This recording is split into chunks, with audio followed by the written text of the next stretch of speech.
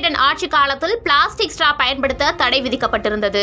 ஆனால் இதை தற்போது மீண்டும் பயன்படுத்தலாம் என்ற வினோதமான அறிவிப்பை அதிபராக பதவியேற்ற டொனால்ட் ட்ரம்ப் விடுத்துள்ளார். இதற்கு பின்னால் இருக்கும் காரணம் என்ன? விரிவாக பார்க்கலாம்.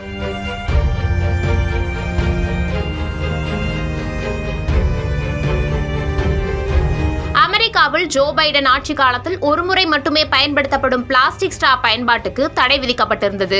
காரணம், மாசுபாட்டை குறைக்கும் நோக்கமாகவும் வருகின்ற 2035ஆம் ஆண்டுக்குள் ஒருமுறை மட்டுமே பயன்படுத்தப்படும் பிளாஸ்டிக் பொருட்களின் பயன்பாட்டை முற்றிலும் ஒழிக்கும் விதமாகவும் பல நடவடிக்கைகள் மேற்கொள்ளப்பட்டன. ஆனால் தற்போது அமெரிக்க அதிபராக பதவியேற்றிருக்கும் ட்ரம்பிற்கோ காலநிலை மாற்றம், சுற்றுச்சூழல் பாதிப்பு போன்றவற்றின் மீது அவ்வளவு நம்பிக்கை இல்லை. இதன் காரணமாகவே பாரிஸ் காலநிலை உடன்படிக்கையில் இருந்து அமெரிக்கா வெளியேறியது. அது மட்டுமல்ல, கடந்த 2020ஆம் ஆண்டு முதலே பிளாஸ்டிக் ஸ்ட்ராக்கள் குறித்தான இந்த தடையை ட்ரம்ப் ஏற்றுக்கொள்ளவில்லை. இந்த வகையில் தான் பதவியேற்ற சில காலங்களிலேயே அதிரடியான நடவடிக்கைகளை செய்து வரும் அதிபர் ட்ரம்ப் பிளாஸ்டிக் ஸ்ட்ரா குறித்தும் விவகாரமான உத்தரவு ஒன்றினை பிறப்பித்துள்ளார்.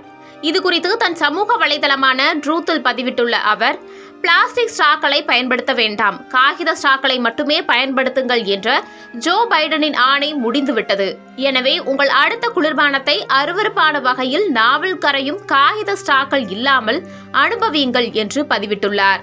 மேலும் பேப்பர் ஸ்ட்ரா பயன்படுத்த வேண்டும் என்ற பைடனின் விசித்திரமான உத்தரவை அடுத்த வாரத்துடன் ரத்து செய்யும் கோப்பில் கையெழுத்திட உள்ளேன். எனவே பிளாஸ்டிக்கிற்கு திரும்புவோம் எனவும் பதிவிட்டுள்ளார்.